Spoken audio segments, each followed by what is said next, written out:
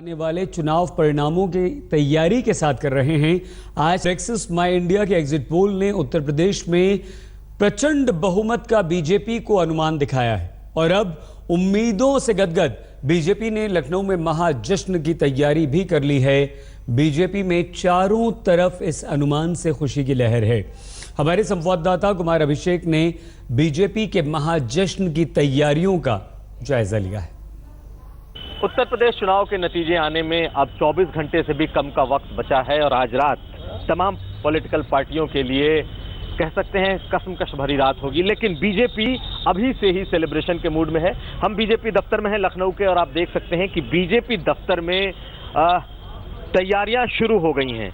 जिस तरीके से सीरीज बल्ब लगाए जा रहे हैं, जिस तरीके से लाइटिंग की जा रही है और पूरे दफ्तर को सजाया संवारा जा रहा है क्योंकि कल इसके नतीजे आने हैं। जिस तरीके से ओपिनियन पोल और एग्जिट पोल आए हैं उसने बीजेपी को बम कर दिया है। पूरी पार्टी इस समय सेलिब्रेशन के मूड में है, लेकिन इंतजार कल का है। हमारे साथ बीजेपी के नेता राकेश त्रिपाठी है। ये बताइए, आपका पूरे दफ्तर को सजाया जा रहा है? देखिए, हम पूरी तरह से निश्चिंत हैं।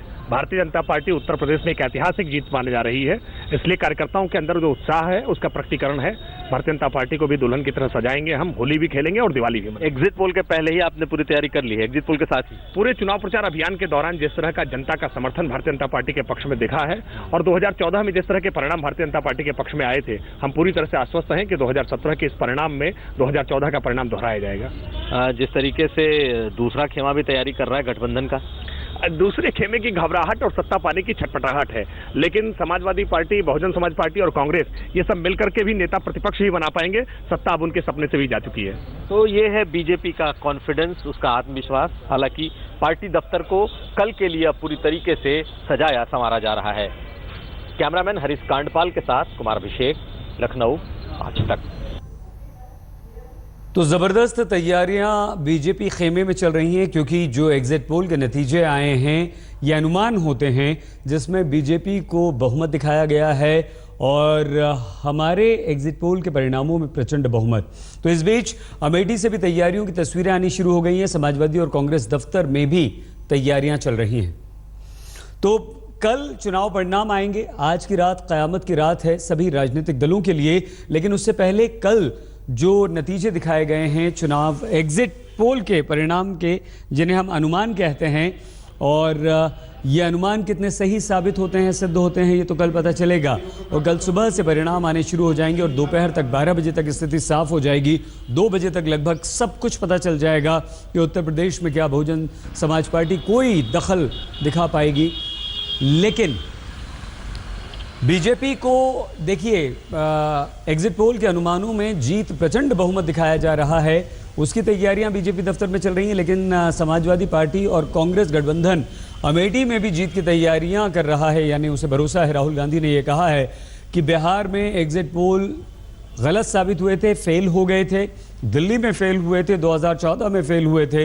इस तरह के कई तरह के बयान आ रहे हैं क्योंकि एग्जिट पोल में इस वक्त तक की जो तस्वीर है उसमें बीजेपी को प्रचंड बहुमत।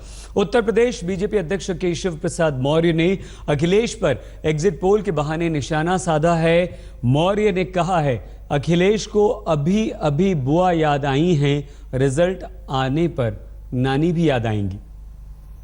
श्री अखिलेश यादव जी का जो बयान था कि हम बुआ के साथ भी जा सकते हैं बीजेपी को रोकने के लिए, मैं पहले भी कह रहा था सपा बसपा कांग्रेस तीनों एक हैं और कल तो अखिलेश जी को बुआ याद आई हैं, आगे उनको नानी भी याद आएंगी, ऐसा मैं कह सकता हूं। लेकिन कार्रवाई सपा जिनके खिलाफ करेगी वो करेगी, लेकिन सपा शासन में जो उत्तर प्रदेश की जनता पर अत्याचार हुआ है, जो उत्तर प्रदेश की जनता के साथ अन्याय हुआ, जो भ्रष्टाचार हुआ है और करने वालों के खिलाफ भाजपा की सरकार आने के बाद उसकी जांच होगी, उस पर कार्रवाई होगी। भारतीय जनता पार्टी सर्व समाज की पार्टी है।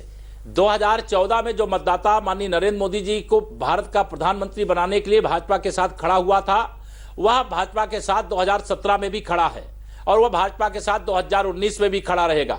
मुझे जो अध्यक्ष बनाया गया प्रदेश का, उसके पीछे एकमात्र कारण है कि मैं भाजपा का एक जिम्मेदार कार्यकर्ता था, साधारण कार्यकर्ता था और पार्टी नेतृत्व ने मुझे अवसर दिया और इस अवसर देने के बाद भाजपा के सभी, चाहे नेतृत्व करता हूं और चाहे बूथ पर काम करने वाले मेरे सामान्य कार्यकर्ता हूं, सब ने मिलकर के भाजपा को मजबूत बनाने के लिए 14 वर्ष से जो यूपी में वनवास है इसको खत्म करने के लिए, भाजपा का कमल खिलाने के लिए दिन रात मेहनत की है। मैं अपने एक एक कार्यकर्ता को भी बधाई भी देता हूं, उनका अभिनंदन भी करता हूं कि उन्होंने पार्टी को खड़ा करने के लिए जितना परिश्रम किया है, उसी के परिणाम स्वरूप आज भाजपा विजय की ओर बढ़ रही है।